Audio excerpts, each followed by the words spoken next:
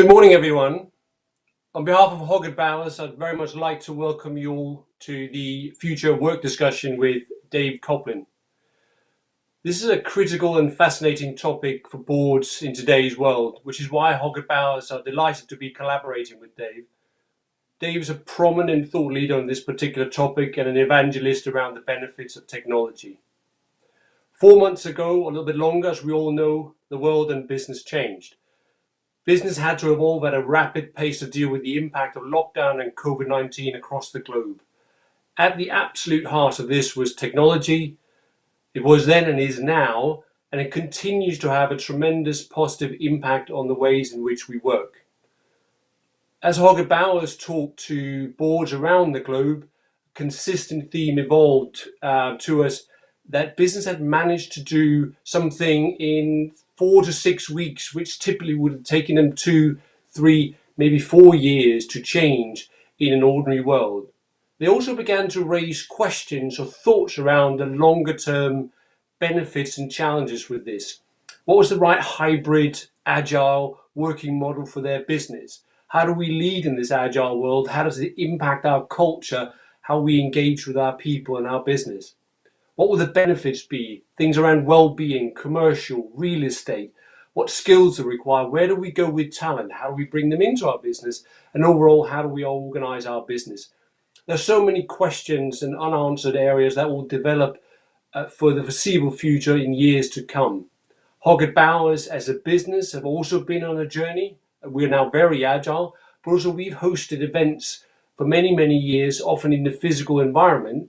And in the last 4 months, we've held Zoom roundtable discussions, we've held webinars, and now we find ourselves on a live stream on YouTube, I must admit, thanks to Dave. But actually it's a tremendously and exciting time for business, but not one without challenge, which is ultimately why we're here today. And I'm super delighted with the breadth of the panelists we have here to talk and share their opinions, their experience and their questions with Dave later on this session. So just going to briefly introduce our panelists before I hand over to Dave. Susan Hooper is a non-executive director across a number of industries, has got a great perspective on that. Paul Foreman is the CEO of Essentra, which is a global and international manufacturing business, and Oliver Tont, the CFO of Imperial Brand, a global tobacco business. And I want to just take this opportunity before we get started to thank you all for taking the time out of your incredibly busy diaries at this time to participate in this discussion. So Dave, I've got nothing left to say other than hand it over to you to kickstart the session. Thanks, Flemming, and thanks to Hoggett Bowers for the opportunity to be here with this conversation, and thanks to you for turning up. It's really important that we engage with this. It's such an important time in terms of as we go forward, thinking about not just how we emerge from the pandemic, but also how we rethink our approach to work in terms of the opportunity that it provides us with. So look, just in terms of background, helping you understand where I'm coming from, look, I've spent the last 3 decades working with or for the world's largest technology companies. I started my career with Apple. I spent 12 years at Microsoft as their chief envisioning officer. It was a comedy job title, but the reality was it was about how do we help the humans do new things with technology rather than necessarily replicate the same way that we've always worked. I've written books about reimagining the way that we work, about the role that AI and data is going to play in terms of our personal relationship with technology. And, you know, I guess when it comes to this conversation, 7 years ago, I stood in front of an audience and we did one of those great sort of RSA animates. And we've reached almost 1 million people with this video talking about a very different approach to the way that we think about work. The problem is that until recently, everybody kind of smiles and goes, yeah, of course, that makes sense, Dave, but nobody does that. But before we get into why nobody does that, let's talk about what the problem is, because the problem that we used to see is no different to the problem that we see today when it comes to unleashing the opportunity that a new way of working that can bring organization. And the first problem that we face is the way that we approach work is kind of outdated. It's kind of wrong. And it's wrong because we focus on productivity, and it's good that we do focus on productivity, and productivity on one level level is about the outcomes that you enable as an organization. But the real issue is about how we measure productivity and how we define productivity, because the definition of productivity is this cold economic equation. It's output divided by input. It's a thing that fixates on the process of work rather than necessarily the outcome that work enables. And as a response to that, what most organizations have figured out is that if they're going to be efficient, the best way they can be efficient is to break down their organization into a series of standardized interlinked processes. Everybody gets good at their little piece of the puzzle and we connect everything together. And if we do that in the right way, actually we'll be super efficient. We'll have low costs and we'll be able to make, good returns. Life will be great. Well, the problem with that approach to productivity is in creating that infrastructure of a series of standardized interlinked processes, you've created this rigid sclerotic infrastructure that resists change. Think about it. What happens to your organization when you embrace some seismic change? The market changes, the customer's needs change, you hit a recession, or even, who wouldn't have thought, a global pandemic. And the problem with those kinds of changes is the only way you can respond to them as an organization is you have to completely break apart the way your approach to work before you can put them all back together again. And so what we need is a very different view of productivity that looks to the effectiveness of work rather than the efficiency of work. And as part of that, we've also got to rethink our relationship with the physical location of work. Now, I grew up in Derby, and 200 years ago in Derby, if you wanted to get a job, you pretty much had to live by one of these buildings. These are Arkwright's dark satanic mills. And the problem I have with this sort of proposal is, fast forward 200 years, I'm not sure much of that has changed. Now, I'm not working in a mill anymore, but I still need to be closely located to, or it needs to be, the location of my office needs to be accessible to where I live. And I'm going to spend all of my time traveling in to sit inside the physical container of my organization, even though the tools of my trade are no longer, weaving machines that could only be located in a mill. It's typically a laptop and a mobile phone that I'm carrying with me wherever I go. So that doesn't make sense. And then the final sort of piece of this puzzle is the fact that many of the processes that we use in our organizations, the way we think about work, the way that we think about organizational structure and hierarchy, these are all based on principles that were designed in the 19th century. We continue today to work like we're Victorian. It's just we use amazing 21st century to make those old Victorian ways of working a bit quicker or a bit cheaper. And this cannot be our way forward. And it isn't our way forward. But the problem is, for all of this, nothing has changed. For 10 years, at least, we have all had access, more or less, to the tools that enable us to work from any location. You've got in your pocket a device that has access to every fact our society's ever known. It connects you to your organization. It offers you mobile broadband of reasonable quality wherever you go. And yet still, for the most part, most of us, until February or March of this year, would spend a lot of their day traveling into and out from the physical container of their organization. And inside those containers, think then about our approach to the office and what we think about the office. Here's some clip art from the 50s and the office of the 50s. I want you to think of that, look at that picture, and then compare it to this picture, the office of the 2020s. And look, I might argue that the lady in this picture has probably got a better job than the lady in this picture. But if you really see through this, what you see is here's a human who is at a specific location to access some technology and a communications device. 70 years later, nothing has changed. But then this happened. And the virus has given us, amongst the most terrible of all contexts, has given us an opportunity because it has enabled us as individuals, as organizations, to finally break free of the inertia, the apathy that has held us back from using the tools that we already have access to. They're already with us. And what it's enabled us to is to work in an entirely different way. Now, do you remember what it was like at the beginning of lockdown? Do you remember what it was like when we were there and we were embracing this new world of remote working and we were there on Zoom calls, high-fiving our teammates, living the dream? Is it still like that? For me, it's not. It's changed a lot. We're into now the malaise of the endless Zoom calls. The presenteeism has moved from being in the office to being available or visible on a screen. We're seeing, and these are statistics from LinkedIn, we're seeing that burnout is twice as likely to occur in this period of working away from the office. We're seeing on average in the UK workers are working 7 days a week or a week extra every month as a result from working from home. And the technology itself, we're kind of left in this paradox where on one level level, we love the ability that it gives us to connect to our loved ones and our organization, but we also hate the way that we miss out on so much of the rest of our lives. And whether it's those serendipitous moments by the water cooler, whether it's, other opportunities to engage in different ways with people in the office. And the challenge that we have in all of this is it's really constrained by this old way of thinking about what the opportunity of work really is.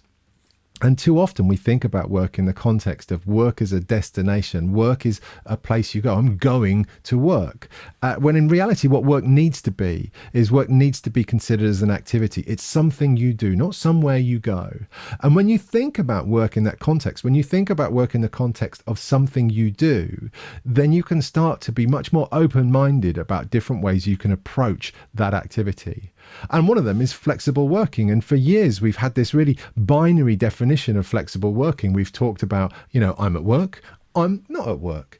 And in reality, even before the pandemic, that was never true. How many times would you find yourself sat at your desk in your office, on any working day of the week, and you're there and you're shopping online or chatting with your mates, talking about what you're going to do at the weekend? And similarly, how many times did you find yourself in your personal time in the evening, on the weekend, walking around Tesco's, whatever it might be, getting your shopping, and you're just having a quick look at your phone just to see how that project's going on at work, or you've got an email from the client you just want to quickly respond to.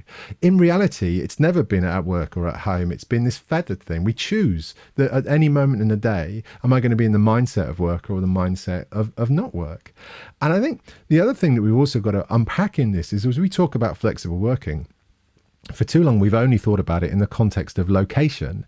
In reality, flexible working is about not just the location, but also time. It's about the time that we work. And to get flexible working right, what we have to do is empower people to be not just in the most appropriate location for the work that they're about to do, but equally, we want them to be able to choose the most appropriate time of day for them to do the work they do. If we can approach that, if we can do that, then we really open up the potential of what flexible working can deliver us as organizations. And I think it's also worthwhile recognizing that there are some other technologies that support our ability to be successful in this different way of working. And one of them really comes from how our approach to collaboration has changed as a result of our personal experience with technology. And what I'm really talking about here is social media. And if you contrast the way we collaborate with our friends and loved ones on social media to that about the way that we collaborate with our colleagues at work, they're very two opposed approaches. So our approach to social media is that when we rock up to those platforms, our approach is to be open by default. We are there to share information. That's what we do. We share information to everybody. And only then, once we've shared information, do we take a step back and think, well, hang on a minute, what am I not going to share? If you contrast that to the way that we share information inside organization, and this is a generalization, but it's broadly true, is our opening sort of setting, our default setting is that I'm closed by default. The information stays locked in my team, in my department, mostly in my inbox as an individual. You can't read my email because it's my inbox. And only once we've containerized all of the information do we then decide what we might share with the accountants or what we might share with the marketing guys. And what we're starting to see is, as our personal experience of technology grows and we realize the potential of collaborating in this open way, and we've seen it firsthand in social media, we then start to think, well, hang on a minute, what would happen if we collaborated like this at work? And again, one of the hallmarks of successful organizations who are working remotely is this ability to be open by default, to share information openly. And my proposition to you is that unless we start to embrace some of these cultural changes, unless we start to embrace some of these changes in the patterns of our behavior, this whole sort of cliche of working smarter will remain just that, a cliche. All that we will have left is to continue on the way that we've been working and simply to work harder. Now, look, I don't know about you, but I don't want to work harder. I want to be able to work smarter. I want to be able to use the potential of technology to affect an incredibly different outcome, not just for our customers, but also for our employees. And with that in mind, let me just give you a few things that I think really help us on that conversation, and then we're going to open it up into the panel conversation. And the first is this. One of the whole sort of really important principles of this new way of working is to wean ourselves off the sort of efficiency of work and instead to focus on the effectiveness of work. And it sort of brings me in mind a story and this is a story I would use with audiences pre-pandemic about helping them engage with the things that they do as an organization that are no longer relevant. And it's a story about when I was at the beginning of my career and I was in London, I was on Oxford Street. It's like early in the morning, 6 a.m. And as I'm walking down Oxford Street, I come across this guy guy, right? Council worker, high-vis jacket, whole ball of wax, right? And as he's walking down Oxford Street, he's putting these dollops of white powder at regular intervals all the way down the street. And I'm a curious guy. It's early in the morning. So I go up to the guy, I say, hey, what are you doing? And he says, well, I'm putting down elephant powder. I'm like, oh, elephant powder? What's that for? He said, well, it keeps the elephants away. And I'm like, but there aren't any elephants in London. And he just looks at me and smiles and says, I know, it's good stuff, isn't it? I'm here all week. Look, the point of that is it helps organize. It became an analogy that we could use to help organizations identify the things that they did that are no longer relevant, that are redundant in a modern, digital society. Now, I would bet that as an organization, the process that you've been through over the last 3-4 months has been to identify all of the things that you do that actually you aren't necessary anymore. You don't have to do them. And it'll be anything from onboarding, the way you engage with your customers, the way that you think about employee engagement. All of these things will have changed. You will have found the path of least resistance to make all of these happen in a moment of lockdown. And what I'm arguing is you should make that list. You should keep that list. Be mindful of that list as we start to emerge into whatever this might become. You've got to start asking yourselves a question that are these things that we've got in our way before? Do we even need to go back to doing them? Do we need to do? Can we change? Can we look at this opportunity to move away from the efficiency of work and instead focus on the effectiveness of work? And in order to do that, it's going to require trust. And it requires trust in a number of different levels. There's the obvious level of trust. And you remember this in a pre-pandemic world, and there would be those organizations, and I've worked with a few, I've even been part of some of them, that used to send the bums on seats memo. Do you remember that? That was the memo that says, hang on a minute, I can't see Dave. If I can't see Dave in the office, how do I know he's working? So therefore, I'm going to send a message to everybody. I'm going to say that everybody must be in their seat. Otherwise, we're not working. Well, clearly that's not right. And we wouldn't have got very far if that was the case over the last 4 months. But one of the interesting things we found in the research that I've done over the years is that complication of trust doesn't just exist between the employer and the employee. It also exists between employees, and it talks about a disparity or a perceived disparity of package. So in the past, I might be the individual, the employee that works predominantly remotely. Flemming is the guy who's always in the office, and there would be this dialogue in the office where, Flemming's like, always Dave, he's always working remotely again. Oh, yeah. I wonder how his patio is really coming on. That kind of conversation. But the flip of that is me as the remote worker, I would be so paranoid about the fact that conversation might be taking place. I would start doing some really stupid things in terms of presenteeism behavior. I would get up at 6:30 in the morning. I'll send Flemming 15 emails. Look at me, I'm here. Now, the interesting thing in the pandemic is I would argue that we're not doing that over email anymore. We're doing it over endless Zoom calls. I'm here. I just want to show you that I'm on a Zoom call, that I'm present. I'm not actually getting work done because I'm on Zoom calls all the time, but I'm showing you that I'm here. The thing is, these are blockers to us. If we can't get trust right between us, if we can't establish the right level of trust between individuals and the organization, we're going to really struggle in our ability to work in a way that we are primarily dispersed and occasionally connected. But all of this, so much of this comes down to the fact that we are embracing what is a huge change in our behavior as individuals. And I just want to, bring to life how difficult it is for us to change our behavior. We've been doing lockdown getting on for 4 months. We're aware of the opportunities and some of the challenges. But actually, some of us can feel that pull back to old ways of working. And that's natural, right? But it doesn't necessarily mean we should do it. Let me give you an example why. One of my favorite stories about how hard it is to change behavior is found underneath your fingertips every single day. And it's the story of the QWERTY keyboard layout, the way that the keys are laid out on your keyboard. And I'm not sure how many of you know this story, but one of the theories about its creation is it comes from a world of mechanical typewriters. This design is over 150 years old. And in the times of mechanical typewriters, if the typewriters got too quick, if they typed too quickly, the heads of the machine would jam and that typewriter would lose productivity until such time that the machine could be fixed. So along comes Mr. QWERTY, not his real name, who invents the keyboard layout, the QWERTY keyboard layout, that is designed specifically to slow the typist down. It's specifically designed to prevent the operator from ever exceeding a certain threshold of speed, thereby avoiding the fact that the heads will never jam and they will maintain their productivity. 150 years later, we still use a design that not only is 150 years old, is designed for a world that we no longer have mechanical typewriters, right? But our primary source of connection, our primary interface to the potential of technology is design that's a century and a half old, but fundamentally is designed to be suboptimal. It's designed to be rubbish. And the problem I've got with that is if you then look back in history, 80 years ago, along comes this guy called Mr. Dvorak, and that was his real name. And he invents the Dvorak keyboard layout, which, unlike QWERTY, is built for the speed. It's designed to be pushed as fast as possible, as fast as a human being could possibly type. Its operational efficiency is measured in the high 70%. With QWERTY, it's 30. You could type 100 of the English language most common words without ever leaving the home row of letters. It's that good. But we never changed. We still use this old design that holds us back. This is the kind of challenge that lies ahead of us that we're going to have to understand. How do we help people break free of things that go back a long time in our history, but in order for us to really get the benefit to go forward? And it's kind of like, I feel like in this sort of changing our behavior, I feel like arbitrarily we're two ways through our journey. We've walked across broken glass and hot coals. We've figured out where it works and where it doesn't. Some of us, for the most part, have figured out the mute key, although maybe not all the time. But actually, we're now looking at the light at the end of the tunnel, and we're looking at the light at the tunnel and the ambiguity of, I don't know, there's still quite a way to go. And, I know how it used to be back there. I'm not sure I could do with any more. I want to go back to the way it was. I'm telling you now, we have to keep walking forward.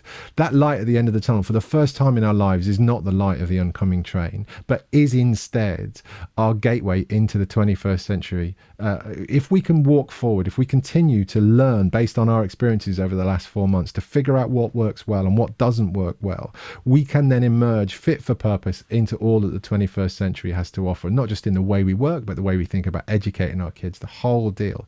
But we have to walk forwards. We cannot go back. We simply cannot afford to go back.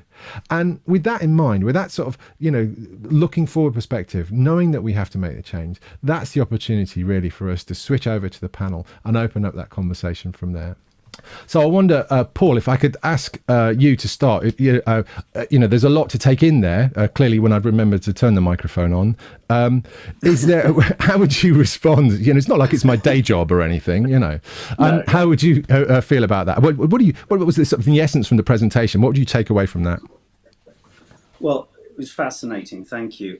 For me, the whole essence of that is about the transition from outcomes, not process. So I think probably I'm like a lot of the people on this call, which is my kind of interaction and covenant with my board is based on, say, 8 to 10 personal objectives for the year. So at a senior level, Dave, I think we're very used to focusing on outcomes, not process. But I think there's a kind of degradation of that, and process becomes more important than outcomes the further you get down the organization. So it's very much about, if you like, pushing that down. And there are probably 5 practical things that we're thinking about in terms of how we do enable that. The first is how you manage people. It's actually going to require different skills of management. You talked about trust. I think that hits the nail on the head, but there's going to be different ways of doing it. The second is how you manage meetings. When should you have a virtual meeting? I fully agree with what you said. It's a binary. It's not binary. It's one or the other. It's a mixture. So what things work well? Frankly, we've done brainstorming sessions as a senior team, and it is pretty difficult when you've got 10 talking heads, basically. The third is physical space needs.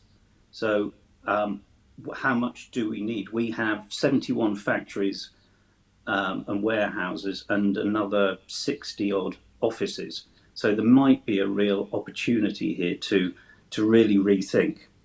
The fourth is very much about the role of the team and hierarchy. You talked about it. It's an opportunity to democratize. So the kind of classical pyramid structure, how valid is that? Or should we be reconvening in different, much more democratic teams focused around specific processes? And fifth and finally, and this is the flip side of all of this good stuff, is how we manage the emotional well-being. So, for instance, when I go and visit our factories, which have been operating all the time, when I say to the people, how would you feel about not working? They actually look at me in horror, because human beings are essentially social, and they actually like the structure in the day. So it's much more nuanced, I think. So I think probably that's the kind of initial set of reactions I would have. That's great.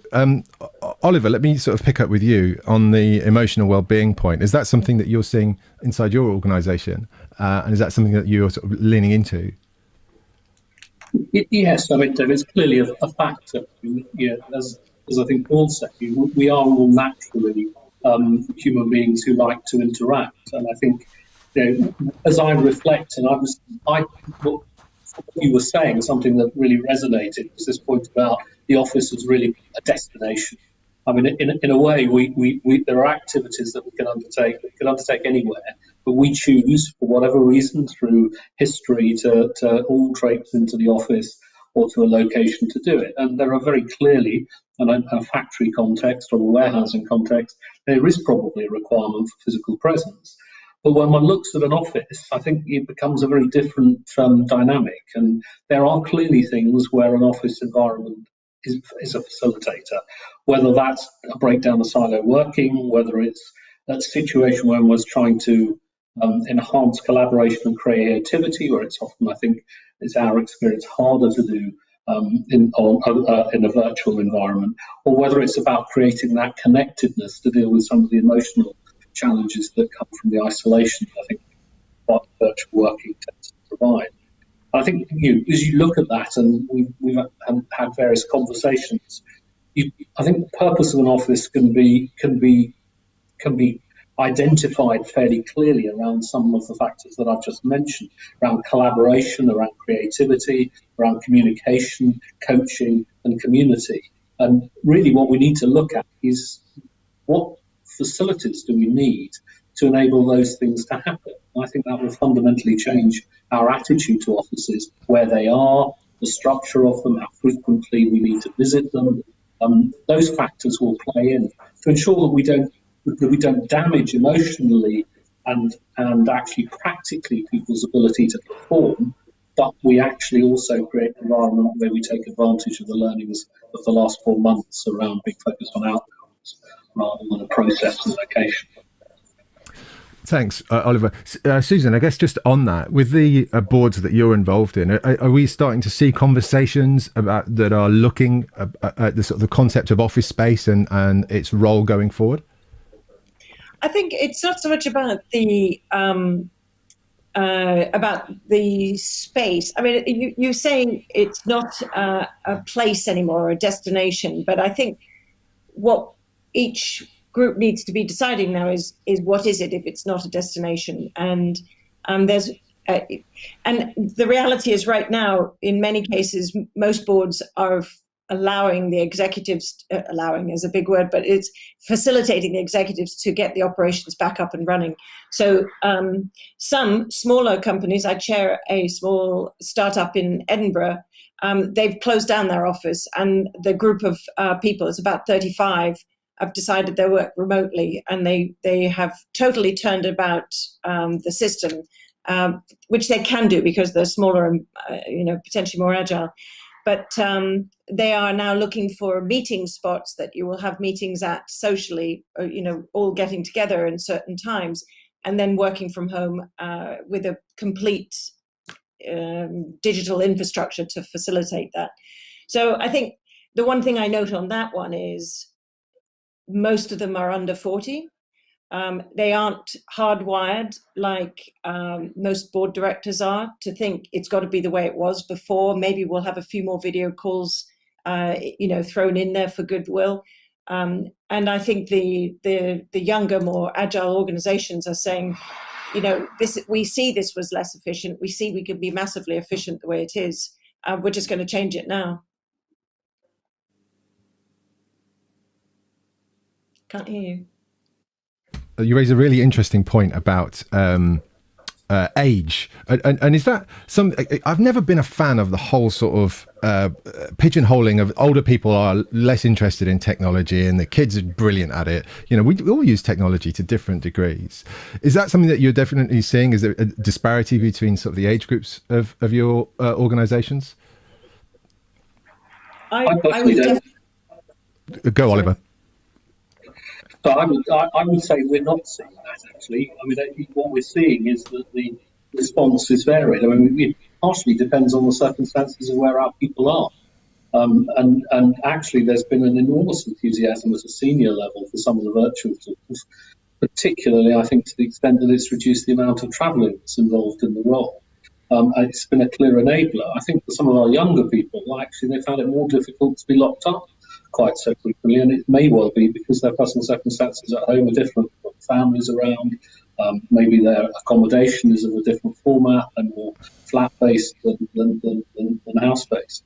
And I think that we've seen that there have been varying responses. Today I've had a lot of conversations with team members who've talked about, yes, they've enjoyed the experience of being based from home, but they would really like some of the social interaction that they've been missing over the last 4 months or so. Yeah, I think that's fair. So, if I may, yeah, go on, Paul. I don't think it's an age thing; it's a personality thing. So, the world at the moment belongs to the introverts, the people who are quite comfortable operating in relative isolation. I find it's not aged, as Oliver exactly says. Some of them much more susceptible to stress than older people. So it's more about the personalities. And when I talked before about how do you manage people in this new environment, I think that's a very good example of exactly the kind of management skills you need to be able to develop. And so let's build on that, Paul, because one of the things that's come up in both questions that have been submitted, but also questions on the live stream, is about culture and trust. So if we could start with culture first, how do you build a culture or nurture a culture of an organization when individuals and teams are dispersed? Does anybody have a sort of a feeling about that? I've got this phrase I call my organization with, Dave, which is you can't think your way into a new way of acting. You have to act your way into a new way of thinking. And so it's about doing it and proving to people all through the organization that it works and that it's positive. People don't intellectually get it. They just have to see. And also, I think, by your own behaviors, by role model, because you hit the nail on the head, it's about trust. You know, how do you overcome that suspicion that if people are working at home, they spend 8 hours a day playing FIFA or whatever? So I think you have to cascade, to your very early point, targeted outcomes and then trust people to do it. So it's a different way, and it's all about role model behavior. Yeah. Susan, from your perspective, how do we sort of embellish that culture or engage that culture with individuals? Yeah, I mean, I speak more from my executive experience than non-executive, because it's probably one of the toughest things as a non-executive chair or NED or whatever to understand what the culture is if you're not in it, you know, in a daily way. But in my mind, it's about clarity of purpose. And that purpose is not a top-down purpose, but a bottom-up with the senior execs as well. And then communication of it, constant communication, where are we? And then clarity of accountability. So what is my role in achieving this purpose, and how am I doing, and how am I contributing? I think with those 3 points, my experience has been that you can radically change organizations' culture. It normally takes time, but consistently sticking with those 3 points, in my mind, is the recipe.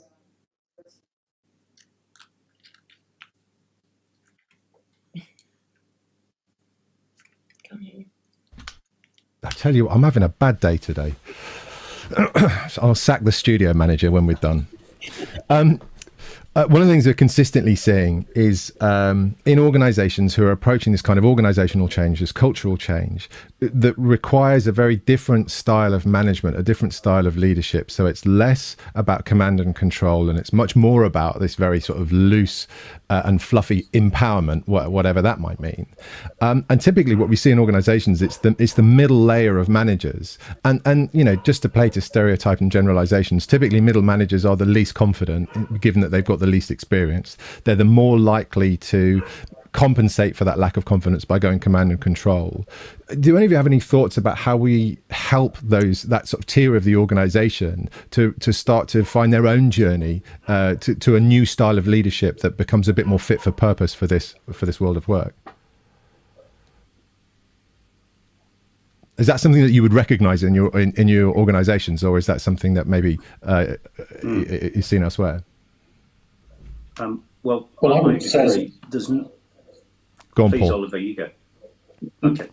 I always find that you're spot on. It's that middle that stops the good coming in either up or down. And so what we do is we've been redevising a set of competencies that are allied to the emerging world. It was a piece of work we had. And so we're very, very much targeting training and development at that tier. And what this will do is add an overlay of additional skills and capabilities and mindsets that those middle managers will have to develop to build on and to make the most of this. Oliver. Well, whereas I would absolutely agree with the generic comments, I can't say that we've seen evidence of this over the last 4 months. I mean, in fact, actually, if anything, the level of collaborative working, I think, has been enhanced by the fact that people are more remote from one another. And I've certainly seen less evidence of that middle layer being quite so command and control orientated. I mean, I think we also need to be mindful of the fact that there are a load of exogenous factors that are affecting behaviours and responses within organisations, and they're not all within our control. So we're seeing differences in behaviours from stakeholders, from customers, from consumers that are driving differences in terms of the way in which our business needs to respond. And that's impacting very clearly our middle management groups, particularly within the operational bits of the business. They're having to show considerable flexibility to respond to that, to ensure that the business continues to prosper. And you raised a really interesting point there, Oliver, about changes in customer behaviour. And, you know, I think one of the things, I sit on the board of Mitchell & Butlers, it's a big hospitality organisation.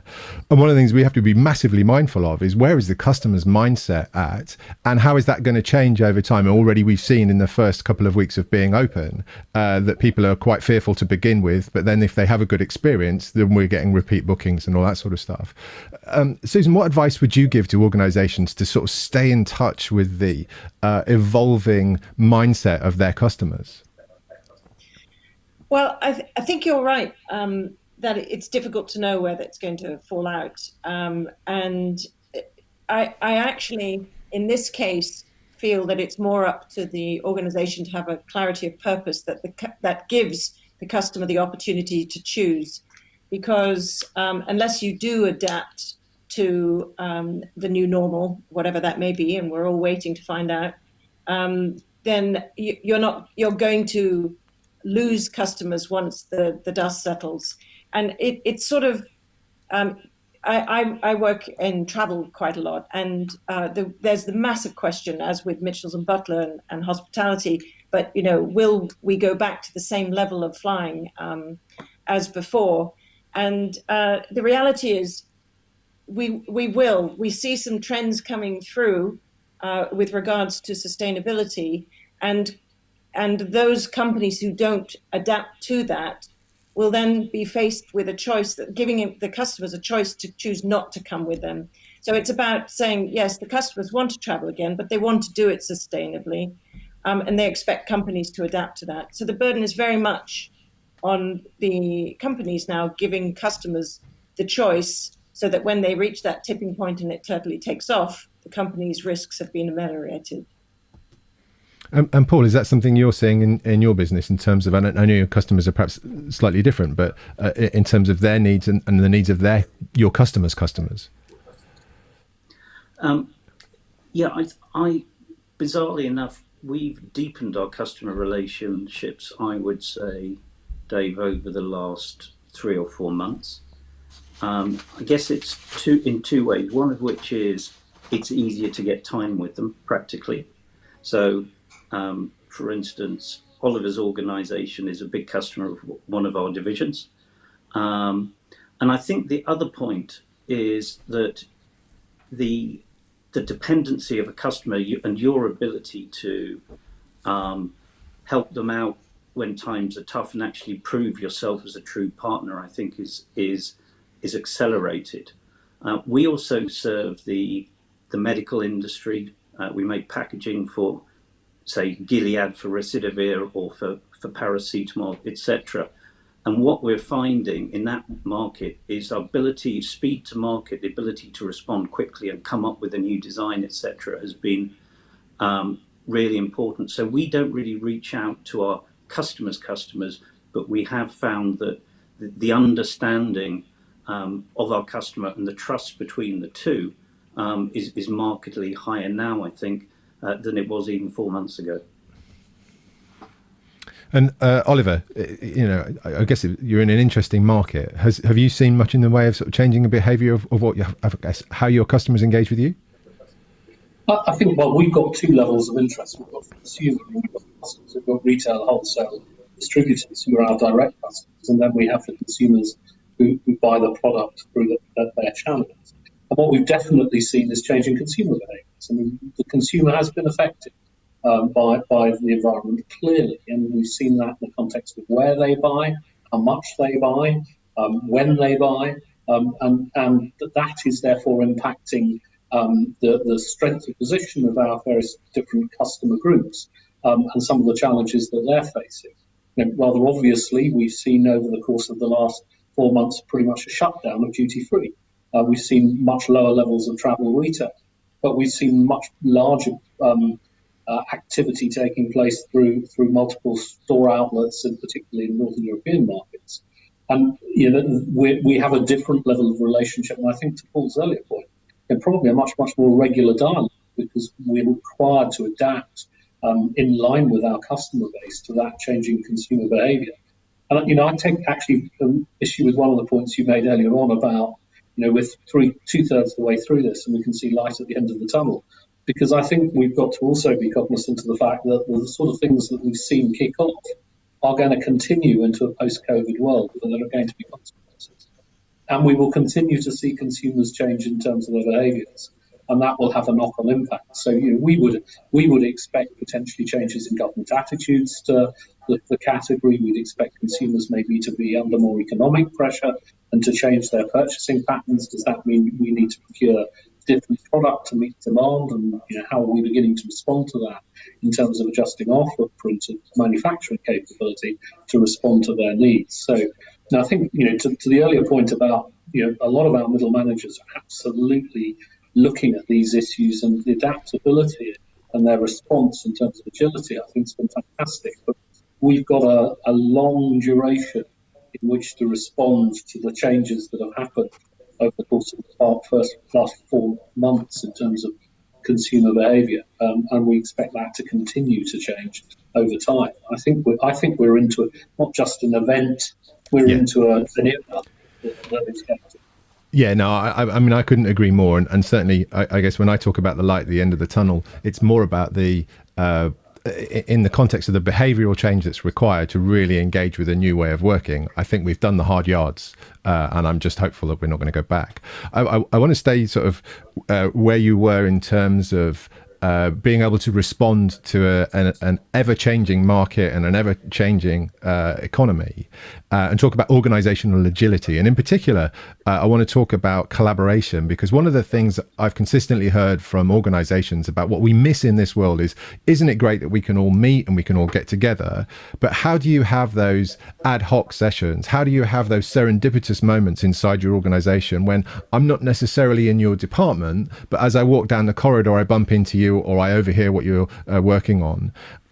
How do we make sure that the organization can collaborate sort of systemically, holistically across the organization, rather than just in individual team and Zoom calls? Susan, are there things that we can do in terms of enhancing our ability to stay connected? Well, I think that's a tough one to answer, partly because I don't think we're anywhere close to being at the end of this journey. But I have, I have seen this remote company now work perfectly legitimately in terms of communicating either to individuals or to groups, seeing or not seeing, perfectly satisfactory, effectively, in fact, more effectively, because they have more time to spend on what they need to get done.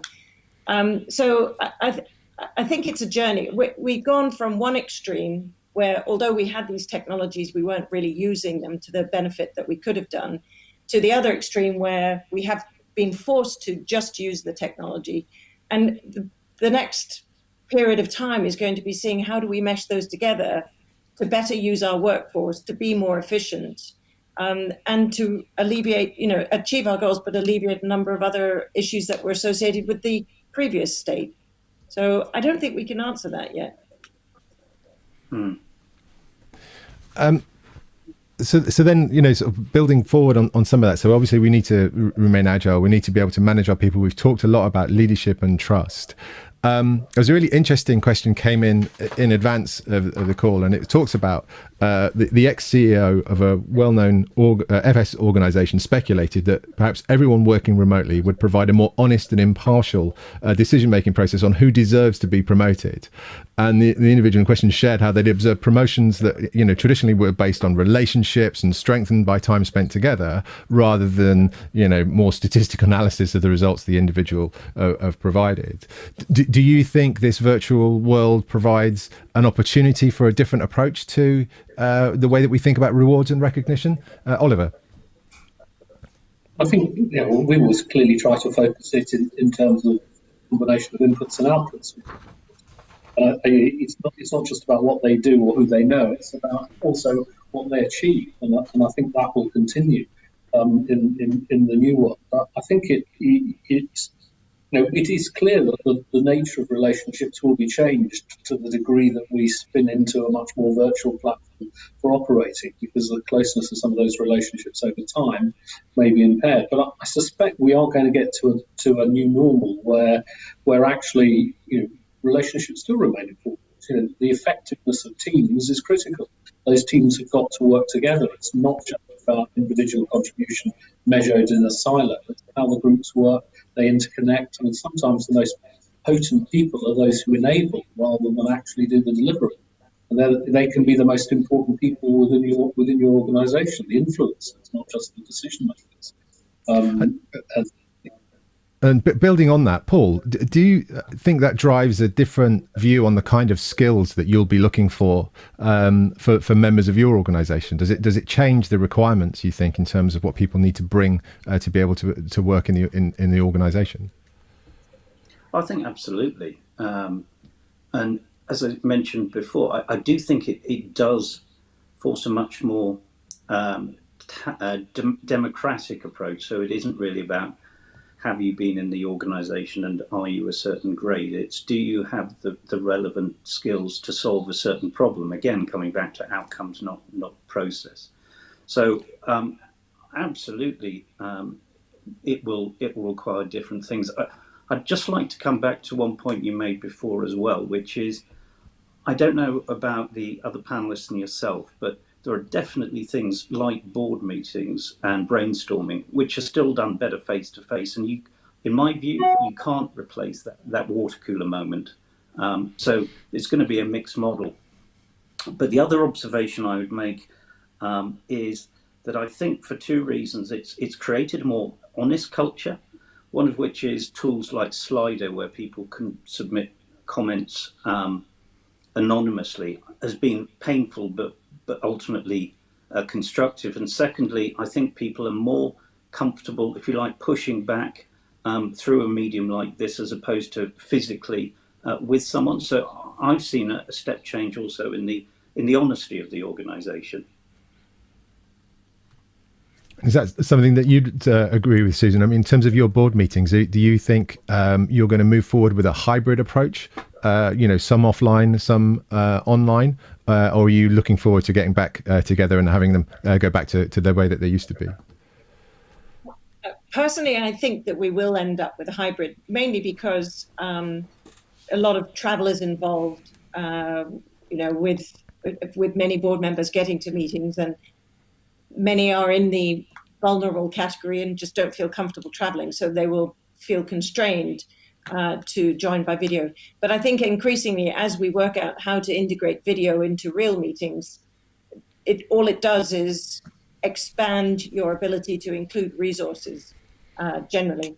So I do think that it will be a hybrid. I definitely, and I mentioned that before. It's like we started over here, even though we had the technology. We're now over there, and we see that there are some issues associated that we need probably more technology to address those, and then we will mesh together. And it will depend on the type of organization as to how you mesh. And that comes back to you asking about skill sets. It's agility is so overused. I hate to use that, but it is about embracing change and keeping pace, and openness to move ahead, recognizing that it will be disturbing for some. Yeah, and that kind of, I think that whole principle of, and we're getting to fluffy terms now, lifelong learning and, being open-minded, the sort of growth mindset, I think becomes a core attribute for many organizations, because so many things are going to change around us. And it's not just, one part of our lives is changing, all aspects are changing. And that maybe brings us back to where we started with you, Paul, which is about the sort of the well-being side of this and how we approach, how we think about on an organizational level, our approach to mental well-being as well as physical well-being, because all of these things have a massive sort of input to play. I opened in my presentation talking about some statistics that we'd seen. These are compiled by LinkedIn about burnout being, twice as likely to have burnout now. We've got individuals in the UK who are working on average an extra week every month. But I don't know what's your perspective, and I don't want to sort of denounce those statistics or denounce those as issues, but I do wonder if the fact that we're in this global pandemic and the fact that we are fearful for our jobs and our health and our well-being may also be part of that. Is this something that, going forward, you're looking to have, to track to sort of stay close and more connected to your employees? I mean, I guess, Paul, we've heard from you. Maybe you could talk a bit more about sort of what you've seen and what you're doing. Yeah, I mean, right at the beginning, we were very clear that we had three pillars and that everything else was extraneous. So we had the well-being of our employees, we had the customer support, and we had the preservation of cash. And if you take that first one, initially it was all about the physical well-being. So, having one-way systems in our factories, making sure that PPE was available in all 71 factories, etc.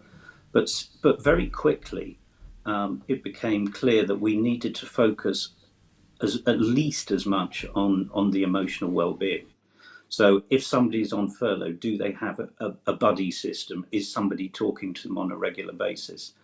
Can managers recognize the signs of stress? So as an example, myself and my senior colleagues, we're all going to become mental health first aiders, because like it or not, yes, it is productive, but I said in my initial thoughts, there is a very material risk, particularly if you're younger and you have to, you can't get out, you haven't got a garden to go to, you're sharing a flat and four of you have to share, the main living room to do your jobs, etc. So now, a lot of people I speak to absolutely can't wait to get back at least part of the time.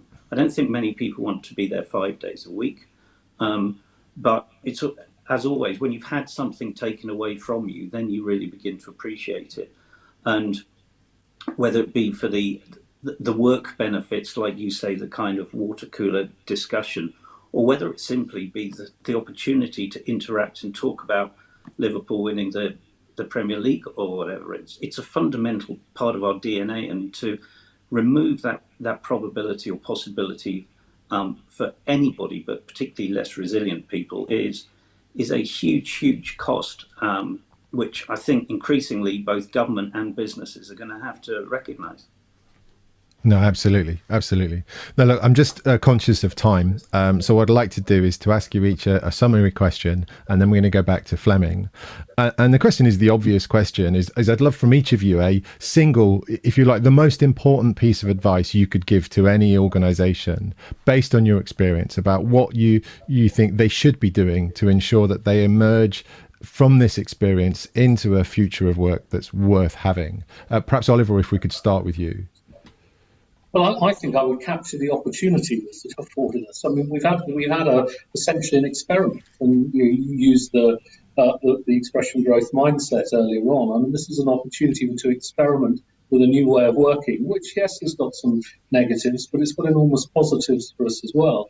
I think we have to be incredibly careful that we don't go to a mindset that says we're going to go back to normal, which is an expression that one often experiences. It's about how we use this experience to really develop a model for the future and embrace it, not see it as a challenge. We're going to have lots of challenges, but and not just associated with this change to a working environment which is more virtually based, where the activity rather than the destination should be at the core of it. We should be more outcomes based. So I would, my advice would be to embrace, and I suspect those organisations that are successful over the next 3 to 5 years will be those that have learnt the most from this experience and embrace it most fully.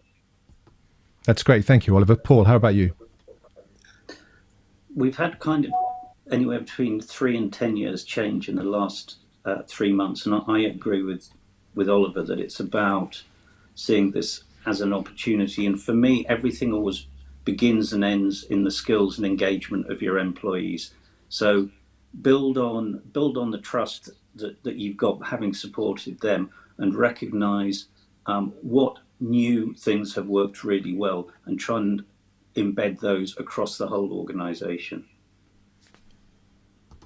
Thanks, Paul. And then Susan, the final word for you, please. That's I would have gone with opportunity and without that, following Paul. But actually, I think what I find most exciting about this, very much building on the opportunity side, is that we're in a situation without precedent. We don't have best practice yet anywhere. We don't have any examples that we can turn to. So I think, and I'm turning more to the skills of the leaders of the organizations, that I think it's about being truly visionary at a time where everything seems to be an upheaval, but knowing that going in the right trajectory, which neither customers nor employees alone can tell you which direction that is, setting yourself up for what is coming down the line. So the opportunity is a chance to be visionary and to really set the groundwork for the future.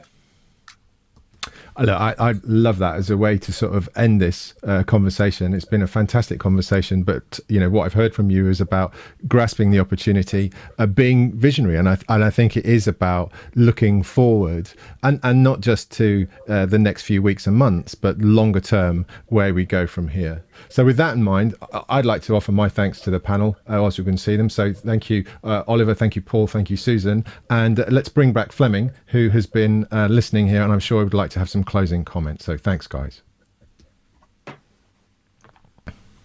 Yes, I mirror that. Thank you to the panel, Susan, Oliver, Paul, and Dave. Thank you for your enlightenment and, as ever, illumination of the virtues of what technology can help us with going forward. I think what's come out of this for me is, this is a truly ongoing journey, that we haven't got an end in sight. There is a light, but we don't know what's on the other side of that and what, in truth, the final picture looks like. And we probably never will in terms of organizations, economies, and technology. So I think that's fundamental. The big thing that stood out for me in all of this is the engagement around understanding how we make people work to their best in this new world and make that outcome focused for organizations. So that's around the well-being, not just the physical environment, but the social interaction. How do we now better understand people's personalities in this world, the behaviors that come with that? And I think that willingness and desire to learn and evolve that model from the people that have been on the panel today. It's been fantastic to hear that, and I'm really grateful for that candor and honesty. And the final thing, I think, really for me is this opportunity for organizations to continue to evaluate their purpose and build that into their trust with their employees and underpin that with real behavioral change as we go on this journey together, which is still unknown for many of us. So, and there are many more words that I've written down on the back of this, but I'm going to stop now. We'll summarize this in some notes that we'll circulate amongst afterwards. And obviously this will remain a recording that people can revisit. So once again, Dave, thank you so much for taking time out to work with us on this and host the panel discussion. Susan, Oliver and Paul, thank you so much for your time, your openness and candor and transparency and all of this. It's been a really fascinating session, and hopefully we'll have an opportunity to do something a little bit further down the line where we might have more clarity, or at least some way down the journey. Thank you very much.